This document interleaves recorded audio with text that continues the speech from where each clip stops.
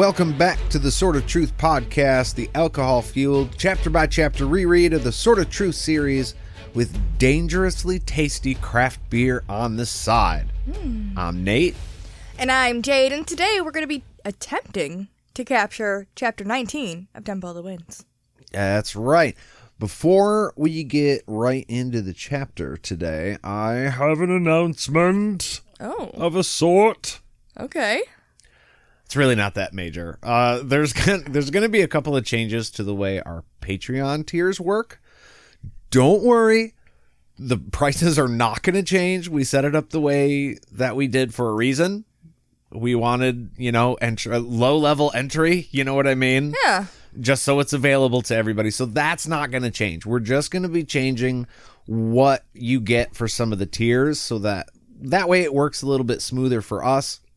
And you get everything that you're entitled to for joining whatever tier you picked in an on-time fashion. We've had a couple of these go a long time before they were fulfilled, and we feel bad about that, so we want to make sure that we're getting in front of it. We will announce on our Patreon page exactly what changes are going to happen, so don't worry. We're also not going to show up at your door and be like, hey, remember that mug you got? I want it back now. That's definitely not going to happen. Oh, yeah. Oh, to be fair, the length of fulfillment has mainly just been my fault, as far as me not being a super fast creator of art. I have the thing in my head, right? I know where I'm going with it. And when I start working on it, I can get large chunks done at a time. And then my brain is like, you don't want to do anything for a while. Holy shit. Oh my god.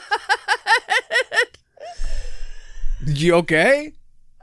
Where'd he go? He's right here. Yeah, he's there. Our cat just was standing up by the TV behind the Nintendo Switch. And then something must have gotten wrapped around his paw because he jumped, everything fell.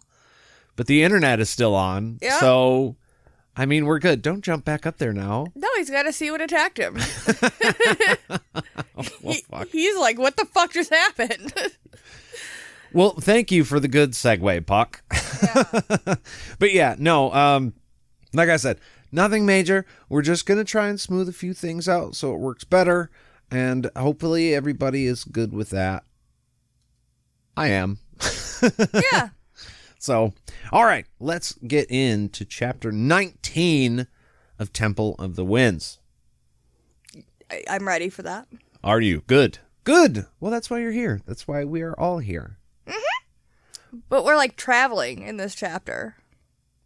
Yes. Well, we're someplace else. Yes. We're not where we have been for a long time. Yes, we've journeyed through the Sliff or some shit, but... we had to breathe it in and breathe it out, and now we are in the old world. So the reader has taken the Sliff. Yes. Okay, I'm cool with that. Well, at the end of the last chapter, and after what may be the most frustrating cockblock of all time, thanks to Nadine, Richard tells Kaelin that he wishes Zedd could join them at their wedding. So far, this book has been based entirely in Aidendrill, but now we get a chance to use our character map again. Fuck yeah, we'll be posting. Yeah. Because this chapter opens with Ann and Zedd, still hot on the trail of Nathan, the prophet, who made his escape in the last book. Yeah, I totally had forgotten about our character map because we haven't been able to use it. That's the thing. We got this brand new toy, and then we get into the next book, and they're like, no, everybody's still where they are. So now we'll be able to post after our episodes a map with movable characters to keep track of where everybody is, because I am notoriously bad at that. It's also good to remember exactly, because... we knew that Zedd was alive. We knew that a good chunk of people now knew that Zedd was alive. Mm-hmm. And I don't know, I keep forgetting that Richard hasn't gotten confirmation yet. No. Of that. That's why he's so sad when he brings Zedd up. He's like, I wish Zedd could be here, because to me, he's assuming Zedd is gone forever. Yeah. But we had, and the reason it's confusing to me is because Zedd told one of the people to go back to the other sisters and tell them all that he was alive and Anne was alive and that was all cool. And all those sisters are traveling back to Aidendrill right now. On the way yet. And Richard knew that those sisters were on the way. Like, he had talked to those sisters, but not after Zedd had talked to sent the one to talk to them. Right. So, in my head, I'm like, oh, everybody has all the information. This is all Ships in fine. the night. Yeah, but yeah, just slightly missed each other. Well, this chapter opens with Anne telling Zedd to let her do the talking this time. She taps a finger to the Radahan around his neck as a silent reminder that she is serious. I'm in charge, bitch. Zedd believes the stories he tells are always in everyone's best interest, but okay, fine. You do you. Last time we know they were in a tavern or an inn, and he's just like, oh yeah, that's my relative. She's crazy. You know, she works at the loony bin. Oh, no. She's a patient there. She should go to her room and just be quiet for the night. Yeah. I will hang out That's down what here. she needs. And that's when he was telling people about snake clouds. Didn't he just buy a cane with a sword in it? Yeah. He might have. Because he was looking all fancy? Yeah, he might have. But I remember that. He was telling stories about Richard and shit. Yeah. He found out that he was at a table with, like, friendlies, and he was like, okay, here, let me tell you some shit. And that was the ending of the last book. Yeah. So here we are again, same kind of scenario, except we'll find out in a second that they're not actually inside the inn yet. But so where they are, they're still outside of the inn, and they're arguing about their cover stories. They don't want people to know who they really are. Right. So this is Anne trying to get out in front of that, being like, oh no, last time I had to behave all weird or whatever. You told people embarrassing things about me, even if it wasn't true. I'm not letting that happen again. Right. And she does make a comment about, like, how his wit is such a delight, but he needs to, shut the fuck up. And Zedd, there's a little, like, paragraph in there about how Zedd felt her smile was overdoing it. The sardonic praise would have been quite enough. And it's like, there are customs to such things. The woman really did need to know where the line was. It was like she was putting it on too thick. You know, when somebody's, like, giving you a little bit of shit, and you're like, you don't need to smile at me while you're doing that. We jab. I mean, you're just being mean now. What the hell? Yeah, that's a little too much. There's also a comment about her sausage breath, which made me laugh. That's how close she was. Sausage breath. I was like, oh. I think Zedd would like something like that. Yeah. She's got some dick breath. Well, the place they're watching is a dimly lit. Sorry, it is a dimly lit. It's dimly lit. It's across the street and at the end of a narrow boardwalk. The name on the sign reads The Jester's Inn. It's a joke. It is a joke. It's got a real dive bar feel. Not the sort of place they'd usually visit, but a place that seems perfect for nefarious activity. Also, probably a place me and you would hang out on the wreck. Yeah, probably. Seems like our type of place. Zedd notes that most of the people look like mercenaries, which, I mean, if you've ever seen photos of Jade and I, that's exactly the vibe we give. Yeah, pegged it right definitely off the bat. Both super, super fit. Scary as hell. Scary as hell. Look like we've seen some shit, you know? Scars just everywhere. Tough. Just tough. I feel like asking everybody if they even lift, bro. Yeah. Ugh. I have this really sick scar that goes from my forehead down to my chin. It's really crazy. I'll tell you about it someday. Well, Zedd says he doesn't like it. He's getting really bad vibes off of this place, and he wants to know why the fuck Nathan would ever go into a place like that. It doesn't feel right. Something feels off, yeah. Well, Anne tells him he never likes anything, so fuck you. You're always complaining, Zedd, so I don't want to hear it. Yeah, exactly. But if Nathan is in there, it's probably just to get a hot meal and some fucking sleep. Now, Zedd confirms for us that they've attached a tracer cloud to Nathan's gift and that they know he is in there. Zedd is sure. So he's like, no, there's no if. He's there. Okay. Now, did he specify what the tracer cloud was attached to Nathan's gift, or just attached to? Yeah, it's attached to his link with the gift. So it's not.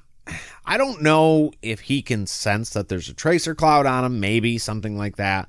But like, it does go into a little bit more explanation on exactly how the tracer clouds work here in just a little bit. Okay. So we will get to that. Because I wasn't sure if it was connected to Nathan specifically, or something he owned. Oh, no, I think it's him and his gift. Okay. Yeah. Okay. But what he doesn't get is that it probably took Nathan hundreds of years to plan this escape, even if he wanted to stop and get some female companionship. He knows he's being followed, at least by Ann, and doesn't think he'd stop anywhere, least of all here, long enough to get himself caught. It just doesn't make sense. Yeah, because they noticed that the inn also has like a V on it, like for spread legs. Prostitutes. Nice. So that's why Zedd's like, yeah, okay, hot meal, whatever, but there's also prostitutes in there. But would Nathan really stop here knowing that we're probably hot on his tail? Knowing that we're chasing him, yeah. Or would he have just like grabbed an apple from some fucking vendor on the street and kept going? They do make a point to talk about the fact that Nathan has been locked up for a long time, and I like that Goodkind uses that word, locked up, because his scenario was special, right? But it does make you think of jail. Yeah, no, he was in prison. He was in prison. Now, he was being visited on occasion, it sounded like, by a woman, right? To keep him company for a while. Yeah. But, dude's been locked up. So really, some sleep, hot meal, some companionship does not sound bad. No. But not in a sleazy place like this, sounds like. Well, and not with the risk of going back to your prison. Like, you'd want to get far, far away to ensure that you're not going to get caught while you're doing that. Right. And it just, none of it lines up for Zedd. So that's why he's like, I don't fucking like it. Nope. This is some bullshit. I can't believe you're making me do this, Ann. Zedd says you've known Nathan a long time, long enough to know that he's anything but stupid. To underestimate him would be a grave mistake. Ann knows that Nathan wouldn't kill her himself to escape, and they come to the realization that this could be a trap. Now, I added the himself in there because the way it read to me is Ann was saying, look, Nathan's not going to kill me, but if it is a trap and he is trying to get away, he might leave me to other people. You never know. He might, fucking do anything. He could set off a goddamn bomb, and he just like Batman. You know? It's like Batman. I won't kill you, but I don't have to save you. Yeah. Yeah. And that is a scary thought, because Ann has been keeping Nathan prisoner for a really long time. He doesn't want to hurt her, but Well, and I think that's the other thing. Like, he doesn't want to hurt her, but he is getting his first taste of freedom in forever. And you may do different that, you may not be willing to kill your captor to escape, but would you be willing to kill your captor to stay out? Once you're already out? I'm not going back to jail. Yeah. There's a reason that's a thing. Yeah, there's a different mentality once you're already out. Nope, not fucking doing that. I'm free, and I will literally do anything to make sure that I stay that way. Yeah. Especially things that would probably put me back in jail. But fuck it, we're here now. Yeah, you're trying anyways, so... Ann stresses to Zedd that they have to catch Nathan.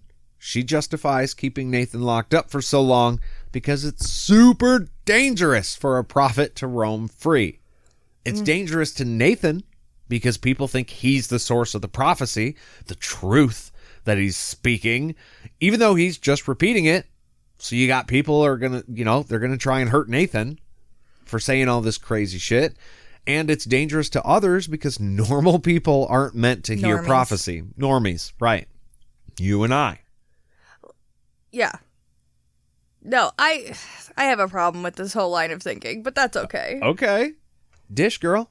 Well, I just, first of all, he's a fucking 1,000-year-old wizard. So it's not like he's like a lost little puppy. So if people are trying to hurt him, he has some protections of his he has some protections of his own. Yes, Nathan is very capable. Plus, if he wasn't locked up in a jail, he could probably make some friends that would maybe, watch his back. I like to think of Nathan as a friendly guy. I think he could probably manage that. Yeah. Plus, he's mischievous enough to get a group together. You know what I mean? Yeah. Also, it's, along the lines of, like, if you were a spy, would you go running around being like, I am the world's greatest fucking spy? No. If you're a fucking prophet, are you going to be running around town all over the place going, I give prophecies? Yeah. No. You may give them when you need to, but I don't know that he would be like advertising it on his shirt all the time. Yeah. Like, come kill me, I'm a prophet. He's not dumb. Right. Anne was just saying that about him. He's not stupid. He knows very well what he is and what his capabilities are, i.e. he's making this escape right now. Right. So Right. I think that it is dangerous, but I don't know. I also feel like Nathan is good. So I don't think he would do anything for no reason to hurt people. I think I'll say it that way. Yeah, he's a very intelligent person, and he's a person with free will. So if he fucks shit up, like, whatever, it's not really your place to say he's too dangerous to be out in the world. That's all. Right. Like, who gave you the creator? The creator gave you the power to say this person is too dangerous and we need to lock him up? I'm going to need that in writing. Oh, okay. Kind of sounds like you just decided, and I don't like that. Yeah. So I'm going to say, you're too dangerous, and you need to be locked up by me. Yeah, you know who told me? The wind. And it's all over right there. The wind? What the fuck? This goes deeper than we ever imagined. I just, human beings who have thoughts and, Yeah. I feel like you can't just be like, he's dangerous because of what he is. He can't be allowed outside. That's just crazy to me. He's not like a fucking based on instinct type thing.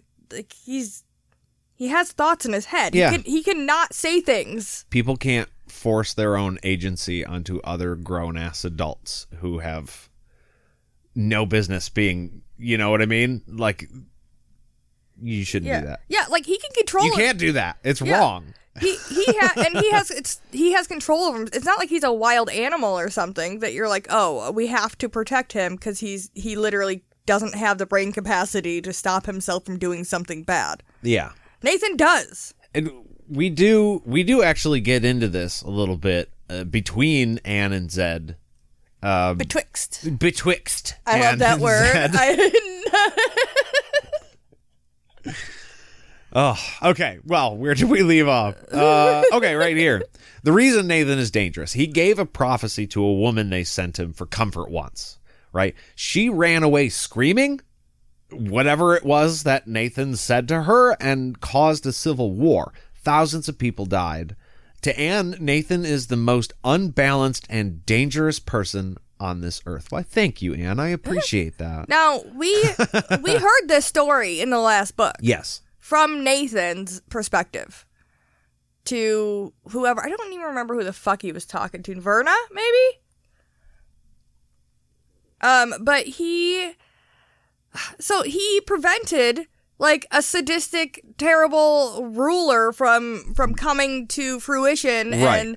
and torturing the entire world because he killed the baby in those thousands of people. Right. So her example of the shit that he did that was so terrible and dangerous was a good thing. It was. It really depends on how you look at it. Like, if he was out and able to do, had you not brought him a woman, that would have happened. So thank God you fucking did. But that was all based on you. If he would have been out on the streets and able to just tell somebody, he probably could have prevented it in a different way. He probably could have just went and killed the fucking baby. Yeah. Himself. Yeah, could have been direct. He could have just went and grabbed the baby and cracked it over its knee. And here's another thought. It really depends on where you look, because Anne brought him the woman. Yeah. You know what I mean? That was her choice. So was it really her choice that caused all of that to happen? She made a choice and then she's locking Nathan up for it? Yeah. Essentially. I don't know. I felt like her example was proof that Nathan is intelligent enough to choose when he lets pieces out that are important to or not. Yeah. Well, Anne also acknowledges that Nathan is a good person. While he has the potential to do great harm, he also helped her bring about the prophecies that allowed Richard to be born and to get him to safety where Zedd could look after him while he grew up. For that, Zedd is thankful. And he tells her as first wizard, he wouldn't be helping her right now if he didn't understand at least that much of it. So he acknowledges that she acknowledges that it's not good that she has Nathan locked up for all that time. She knows it's not great, but she feels like it was necessary. And Anne says that the good spirits will judge whether her actions were good or not when she dies. But right now, desperate times call for desperate measures, motherfucker. I'm doing what I can. Yeah, Zedd doesn't agree with what she's doing, but based on previous results of what she's done, he wants to help because her previous meddling, while it was not great, led to Richard being where he is. So this doesn't always turn out like bad. She has somewhat of a good track record despite making somewhat poor choices. Oh? Yeah. I mean, I think it would just be really great if they weren't forced into prison and we could just work together. Yeah, that would friends. be the ultimate. Yes, it's dangerous, but so are fucking wizards. They can just set shit on fire. Yeah. You have a little stick. You don't even got to stab someone. It just straight up kills them. Yeah. So don't tell me about dangerous. Yes, it's dangerous, but behind a wise mind, a dangerous thing could be very useful. Yeah. I mean, fucking Dark and Raw was pretty dangerous too. Yeah. I mean, not that he shouldn't have been locked up. No, but he was dangerous and doing bad shit. And nobody locked him up. So fuck that guy. Yeah. The sooner Nathan is caught, she says, the sooner she'll release Zedd from the Radahan. Right now, she's just doing what she thinks she has to fix the situation. Which, okay. Zedd, while he's staring off, right, while she's justifying all this to him, he's in his lizard brain like I get sometimes. And he says he also doesn't like that. But he's not talking about Nathan. We are going to get to what he was talking about right after the beer break. You see what I did there? That was amazing. I made it seem like people wanted to keep listening because they're like, oh, what was he talking about?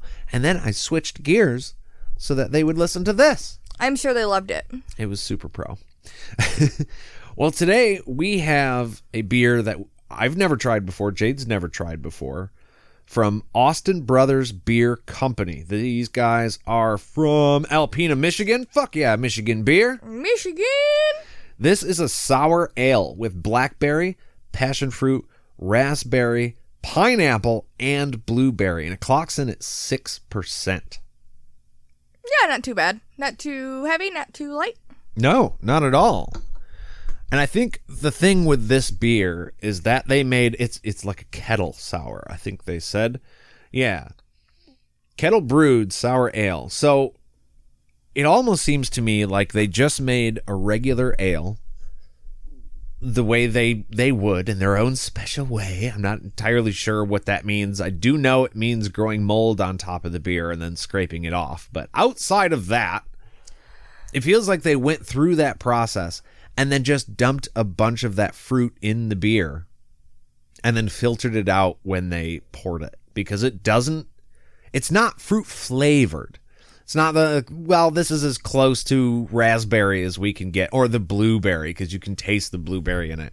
It's like, no, we're going to make a sour ale and we're going to just soak it in a bunch of fruit so it takes on the actual flavor of the fruit. Yeah, it's very, yeah, it's weird. It was a weird flavor, but it was very, fresh fruity in your mouth. Yes, in your mouth. The beer's so good you can drink it with your mouth. It was the first one you grabbed. Yeah. We went to the game store to get some more dice, and then we're like, well, we might as well grab some beers for the show before we leave. And you made a beeline for this one. Like, you saw it on the way in. You were like, we got to try this. Yeah. And I'm glad you did, because this is a really, really good one. Well, we tend to like the peanut butter and the jelly beers separate and together. So I was like, hey, jelly beer, let's try that. And there was a pineapple beer right underneath it. So I was like, double yes. And I think you guys will probably hear about that one next week. Yeah, probably. Okay, good. All right. Well, yes. Jelly Jar from Austin Brothers Brewing. I don't know the distribution on this, but if you do happen to see it, I highly recommend you grab it, because you're going to thank me. You're going to send emails, thousands of emails, and you're going to be like, Nate, you were right, bro. A plethora Nailed of it. emails. Jade's great eye on great taste when it comes to beer, and your knowledge of searching things on Google to see what they mean has led me to this awesome beer. Yeah. All right. Well, we're going to get a refill of this, and we will be back right after this.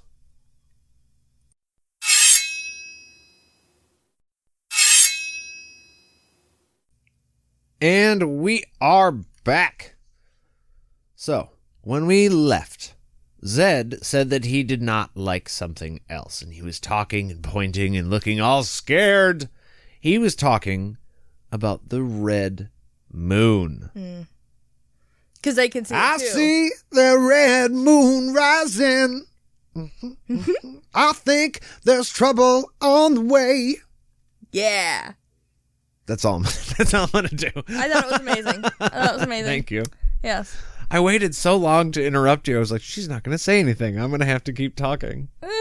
No, that was good. Perfect. Good. Thank you. Yeah. Thank you. Well, the last few days had been cloudy. Oh, I didn't know if you were going to do a rendition of I Can See Clearly Now, or... Oh, no, I don't. You can if you want. No, we'll wait. No. You waited for my bullshit, so... No, I'm good. I'm Okay. good, thanks. You sure? Yeah. All right. So it was hard to find the tracer cloud that they had attached to Nathan.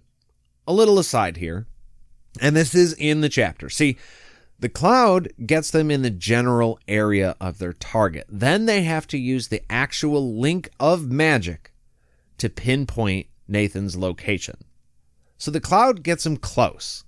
But what they've done is they've attached that cloud on a link to Nathan's magic. So once they get close enough, Zedd just has to sense the magic. So the cloud got him close here, but Zedd's like, no, I can sense Nathan. He is in that room. Technically, what he is doing is sensing the link attached to Nathan. See, it's like when you have DPS on your kid's phone, so you can kind of see the general area. Yeah. But once you're there, you have to use your, like, parent sense of, like, rage that you're, like, if you're mad at them and you're trying to fight, like, you have to tap into that. And you'll be, oh, they're that way. I can feel it. Once you're there, because your phone won't help you very much, you know. Right. Yeah. Once you get within a few hundred feet, then you got to use your eyes and your dad brain. Yeah. And I will always find you. Yeah. All right. So, but that's kind of what we're dealing with right now. They know they're close. They can sense him around.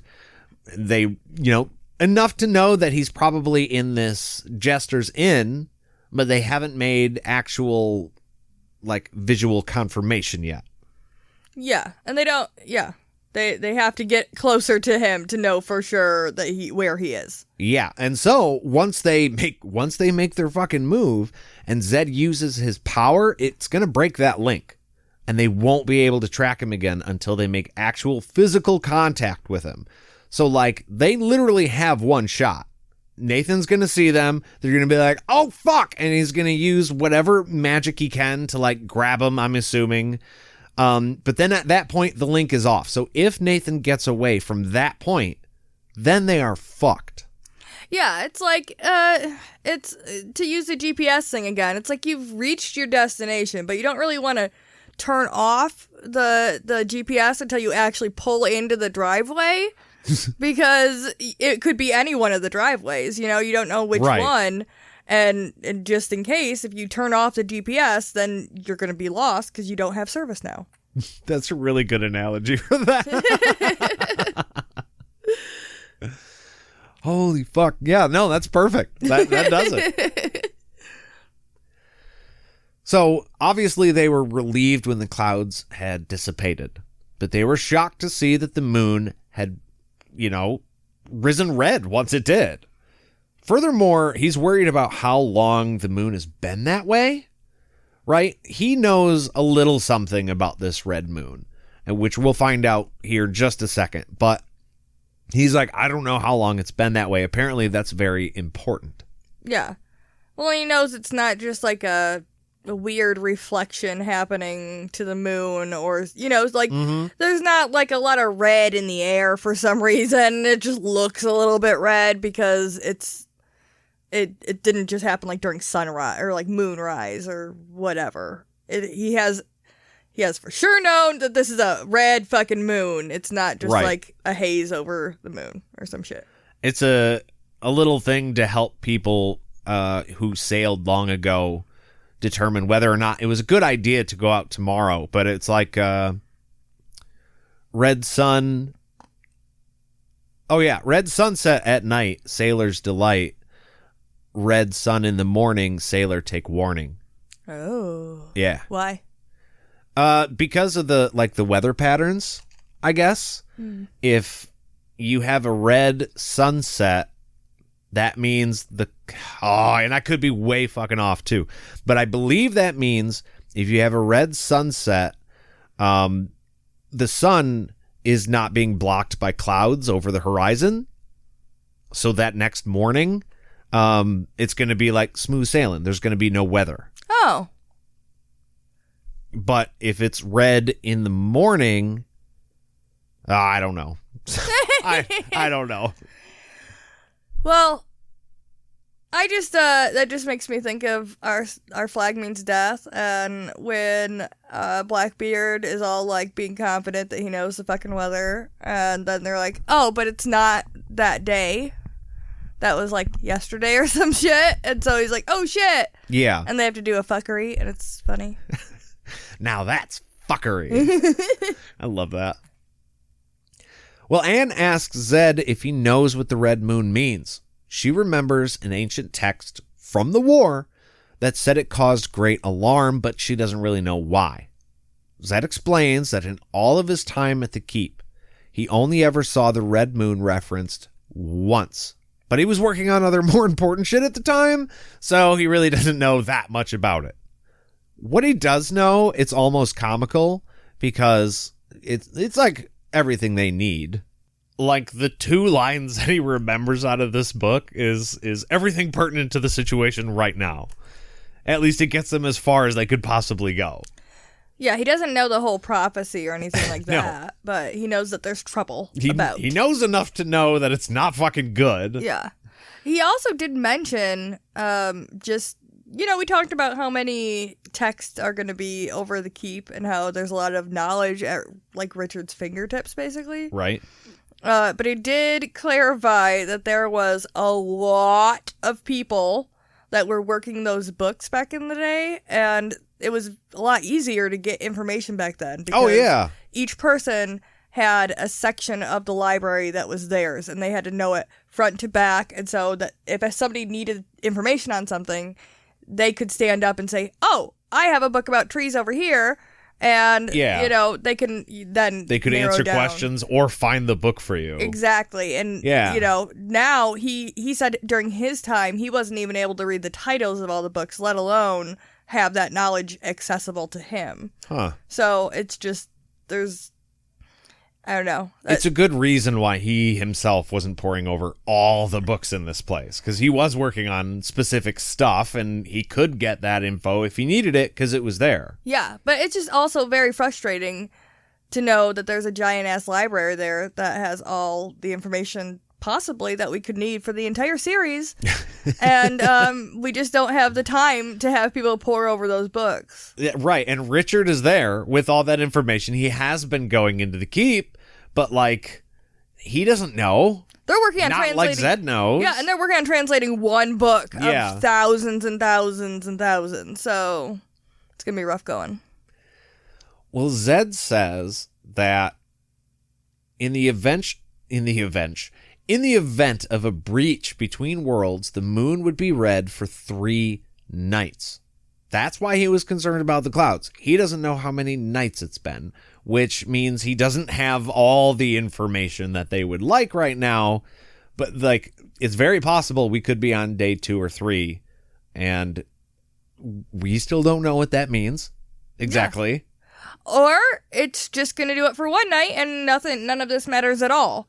Like, Right. He has no real information, just the possibility of information. But being that they're in the old world right now anyways, what are the odds that they get all the way back to Aidendrill within 3 days? Oh, yeah, there's no fucking Zedd way. and Ann aren't using the Sliff. No. They can't. No. So, I don't know. I get that he's worried. Obviously, he's worried about whatever the 3 nights means, but there's nothing he can really do about it right now. Yeah. I mean, they don't even know for sure if it has anything to do with anybody in Aidendrill. And right now, I wish Zedd was in Aidendrill too. Yeah. Fuck Anne. Yeah. Me too. She could have just figured this shit out herself. It's kind of her problem, not his. Well, he is able to add that while they haven't been able to see the moon, the one who the warning was meant for would be able to see it clearly on all 3 nights. Now, we know Richard has. Yeah. Well, we don't know for sure if it's been 3 nights yet with Richard, but we know that Richard can see it Has from the seen it start. clearly, yeah. He saw the beginning of it, and I'm sure he will see it for 2 more nights. So, he also tells Anne that he remembers telling himself that if he ever saw the red moon, he had to find out the cause of it ASAP, which kind of seems like a, hey, you should take this fucking collar off me because I got some shit to do. Yeah. But she just reassuringly puts her hand on his arm, something she's never done before, and tells him that once they have Nathan tonight, they'll all head to Aidendrill to help him figure out what it means. She's like, yeah, no, not a problem at all. Let's just do the thing we came here to do first, and then we'll all go.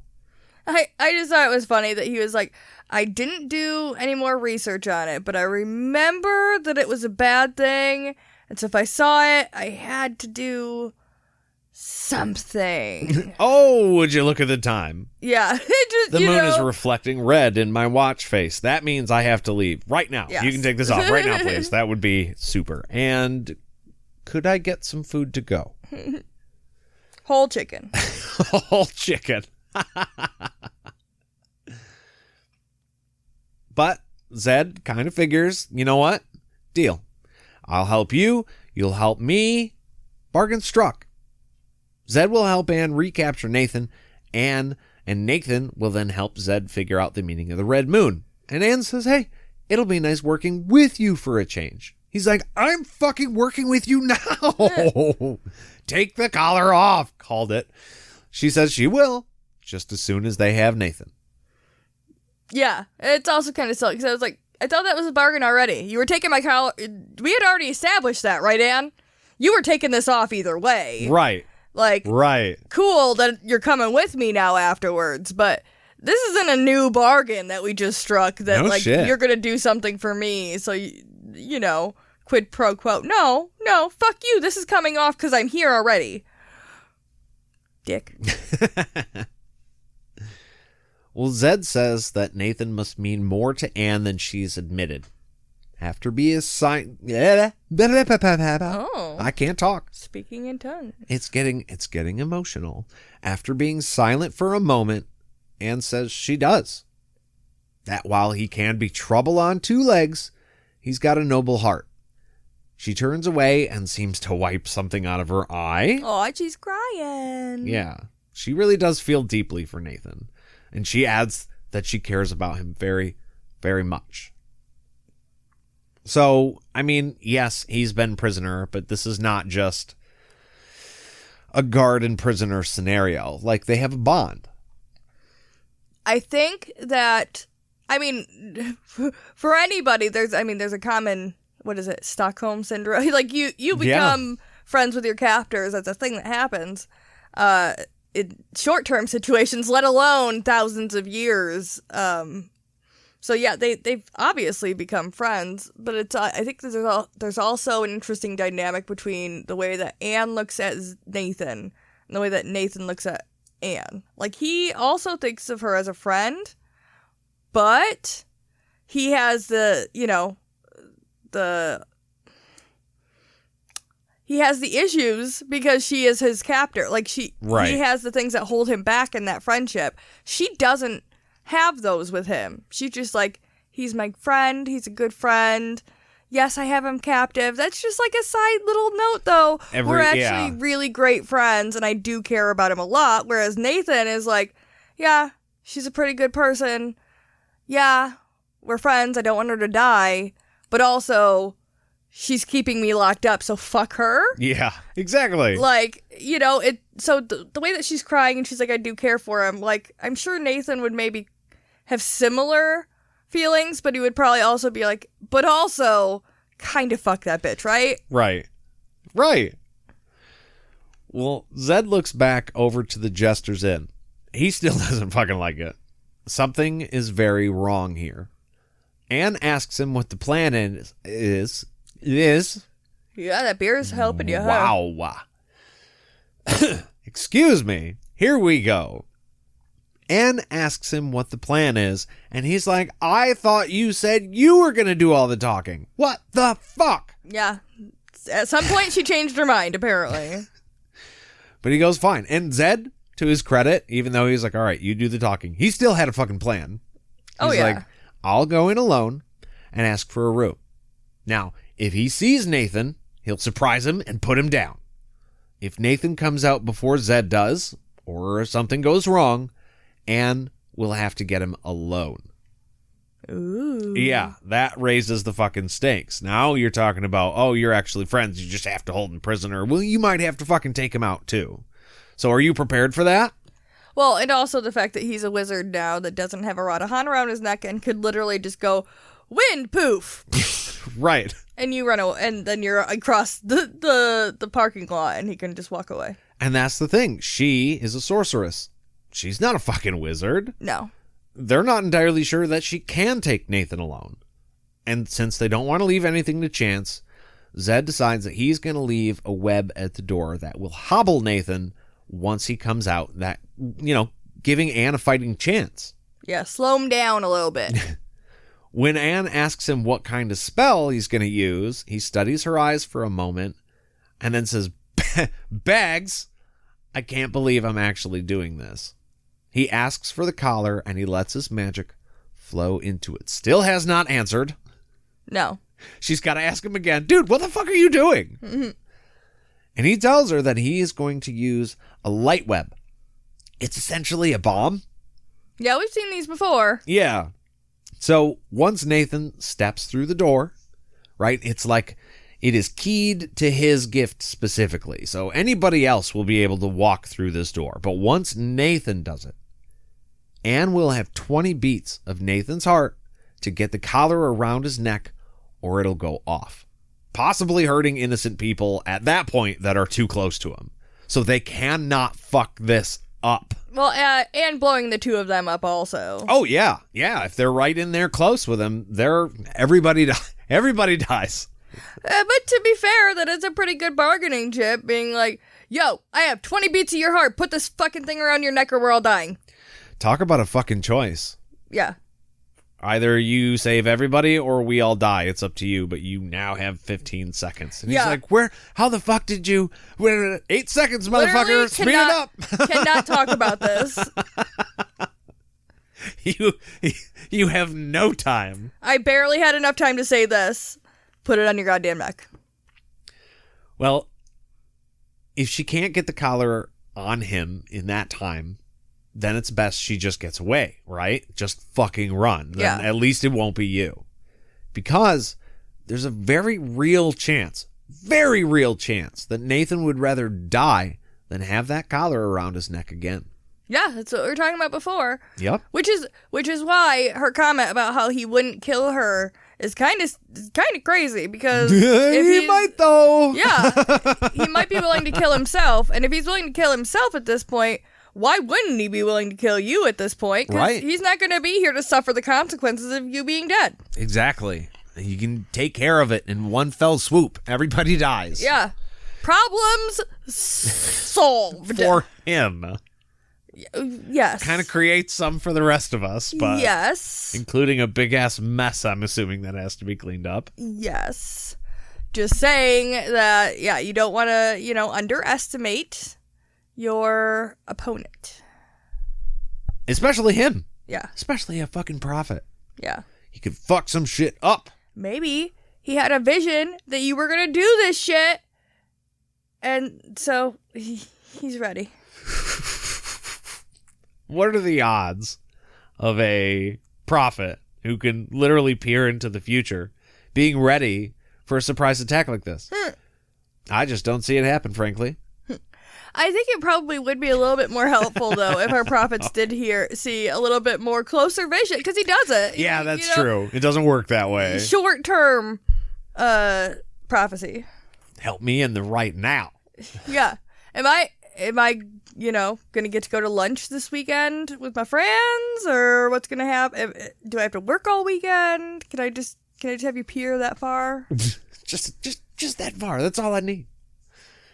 All right, well, before we head out today, we've got a listener email. Woo! I thought you were going to say something, and then you just screamed. Yeah, I mean, that shouldn't surprise you. All right, so this one says, I've recently started listening to podcasts. I know I'm way behind the times. You know what? You're not way behind the times. You got there. You found a podcast you liked in general, and then you found this one, which, if you ask me, is the best one, so you're doing fine. Yeah. Upon searching for a Sort of Truth podcast, yours was the first to pop up. Woo! Yeah. Recently, plan is working. Yeah, that's right. We got one. Recently, only deciding to reread the series and pick up where I left off. Granted, that isn't as far as I care to admit. Well, yeah, I mean, you got to start or restart somewhere. Yeah. No harm in that. Decided to pick up a series that you love very much, and it's always good. Yeah. That's why people reread books all the time. And there's plenty of them too. So it's not like, if you're behind on this series, it's something that's surprising. It's not like there was just 7 books.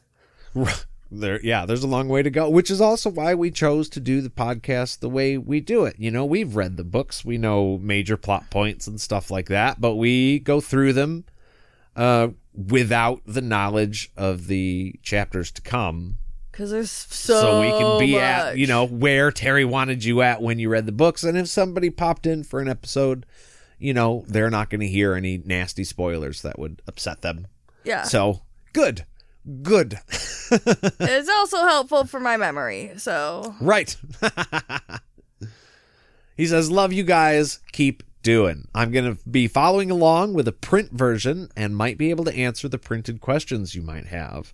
Would love to help and be of service. Loving listener, Chris. That's so nice. Well, thank you, Chris. We appreciate that. Yeah, we could definitely use some help looking stuff up. I know I'm terrible at referencing because I know I've read something before but can't figure out where the hell it was. Yeah, I always have to search my Kindle over and over and over to figure out where the thing was that I needed. Sometimes you got to search for a certain phrase, but it's been repeated in the book so many times. You're like, you have 432 choices. Yeah. Well, this isn't saving me any time. Yeah, and you don't think about the small little, interact. You're like, oh, I want to search for everything about this specific person, and you don't realize how many times other people will mention their name. Right. And they're not even there. It's just like a side mention. You're like, God damn it. All right. Well, thank you guys so much for listening. We really, really appreciate it. Make sure to like, subscribe, and rate at wherever you're listening to this so we can be found by other people. And, just in general, help awareness of this show. We would appreciate it very, very much. If you liked what you heard, you can always let us know by sending an email to podcastatt@gmail.com or by following us on any of our socials at podcastatt. If you really liked this show and you thought it brought you some value or at least some mild entertainment for a little while, you can go to our Patreon page, patreon.com/podcastatt, and make a pledge. We've got tiers of all amounts, so it doesn't have to be a lot to get your foot in the door there. But like we said, if money ain't your deal, just give us a preferably 5-star rating. And we would enjoy that very, very much too. Yes. Well, thank you guys again for listening. We love you, and we'll see you real soon.